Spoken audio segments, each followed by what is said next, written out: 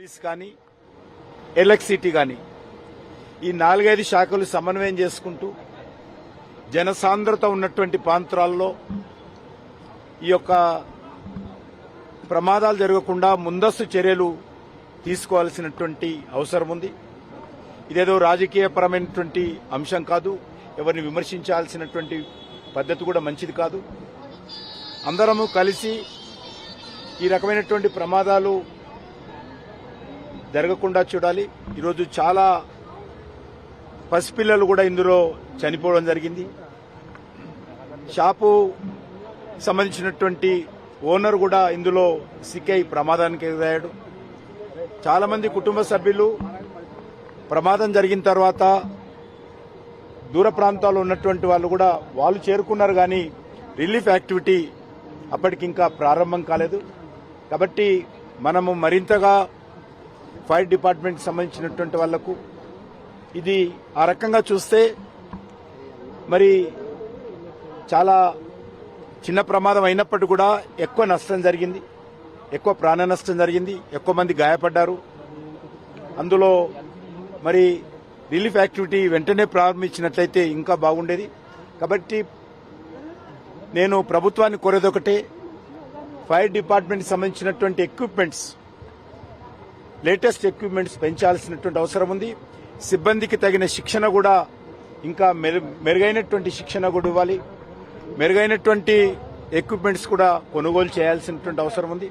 మన హైదరాబాద్ నగరం చూస్తా ఉన్నాము, బహుళ అంతస్తుల భవనాలు పెరిగిపోతా ఉన్నాయి, పాపులేషన్ పెరిగిపోతా ఉంది, వ్యాపారం పెరుగుతూ ఉంది. వస్తున్నటువంటి అనేక మంది ఇతర రాష్ట్రాల నుంచి, ఇతర దేశాల నుంచి, ఇతర జిల్లాల నుంచి ప్రతిరోజు లక్షలాది మంది వచ్చి పోతుంటారు. కాబట్టి హైదరాబాద్ ఒక అభివృద్ధి చెందుతున్నటువంటి నగరము. ఈ రకమైనటువంటి ప్రమాదాలు జరిగే అవకాశం ఉన్నందున ఈ యొక్క ఫైర్ డిపార్ట్మెంట్కి సంబంధించినటువంటి టెక్నాలజీ కానీ మరి మెరుగుపరుచుకోవాల్సినటువంటి అవసరం ఉంది. మరి నేను ఆ యొక్క కుటుంబ సభ్యులు ఎవరైతే హాస్పిటల్లో కొంతమంది డెడ్ బాడీస్ ఉన్నాయి, కొంతమంది ట్రీట్మెంట్ పొందుతున్నారు, ఆ రకంగా వాళ్ళందరినీ మరి ఈ సందర్భంగా మా పార్టీ కార్యకర్తలను పంపించి వాళ్ళకు కావాల్సినటువంటి సహకారం అందిస్తాము.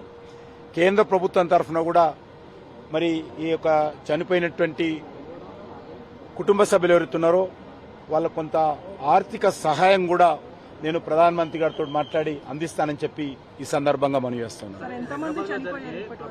అవన్నీ ఇంకా సంఖ్య మనము చెప్పాల్సినటువంటి అవసరం లేదు, పోలీసు వాళ్ళు చెప్పింది అలా 8 మంది అంటున్నారు. కాబట్టి అదంతా కూడా ఎంతమంది చనిపోయారు, ఎంతమంది గాయపడ్డారు అనేది అది పోలీస్ డిపార్ట్మెంట్ బయట పెడితే బాగుంటుంది. అందుకే బయటి ప్రాంతాల నుంచి, షాప్ పక్క నుంచి వాళ్ళు గోడ మరి పగులగొట్టి అక్కడి నుంచి వెళ్లి కూడా రిలీఫ్ యాక్టివిటీ చేశారు. చాలా రిలీఫ్ యాక్టివిటీ కూడా చాలా కష్టం. ఆక్సిజన్ పూర్తి స్థాయిలో స్మోక్తో నిండిపోవడంతో మరి వెంటనే రిలీఫ్ యాక్టివిటీ చేయడంలో కూడా మరి సిబ్బందికి ఇబ్బంది అయింది. కాబట్టి ఇవన్నీ దృష్టి పెట్టుకుని మనము రానున్న రోజుల్లో ఈ రకమైనటువంటి ప్రమాదాలు జరగకుండా చూడడము, ప్రమాదాలు జరిగినప్పుడు ఏ రకంగా వేగవంతంగా వాళ్ళు రిలీఫ్ యాక్టివిటీ చేయవచ్చో ఈ 2 అంశాల మీద హైదరాబాద్ లో సీరియస్ గా ఆలోచన చేయాల్సిన అవసరం ఉంది. దీంట్లో ఎక్కడ కూడా రాజకీయాలకు తావు లేకుండా మరి అధికారులు చేస్తున్నటువంటి వాటిని అభినందించాలి. ఏదైనా లోపాలుంటే భవిష్యత్తులో ఆ లోపాలు లేకుండా సరిదిద్దుకోవాల్సిన అవసరం ఉందని కోరుతా ఉన్నాను. డెఫినెట్ గా నేను అందుకే చెప్పాను, fire department, police department, municipal department, అదేవిధంగా ఎలక్ట్రిసిటీ డిపార్ట్మెంటు, మరి ఈ యొక్క 4-5 డిపార్ట్మెంట్స్ అన్ని కలిసి రెగ్యులర్ గా మానిటరింగ్ చేయాలి.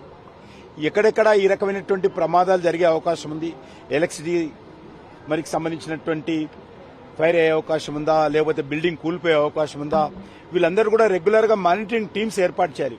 పెరుగుతున్నటువంటి నగరము, మనం చాలా పెద్ద ఎత్తున ట్యాక్సులు వసూలు చేస్తా ఉన్నాము.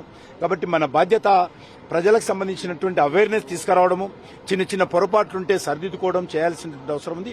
ఇది రాజకీయంగా కాకుండా అధికారులు అందరూ కూడా ఆలోచన చేసి ఎక్కడికక్కడ టీమ్స్ ఏర్పాటు చేసి ఈ రకంగా మరి ఎలక్ట్రిసిటీ సంబంధించిన షార్ట్ సర్క్యూట్ రాకుండా నివారణ చర్యలు తీసుకోవచ్చా, ఇతరత్ర ఏం తీసుకోవచ్చు అనేది మరి ఎప్పటికప్పుడు ప్రభుత్వము దీనిపైన తగు చర్యలు తీసుకోవాల్సిందిగా నేను కోరుతా ఉన్నాను.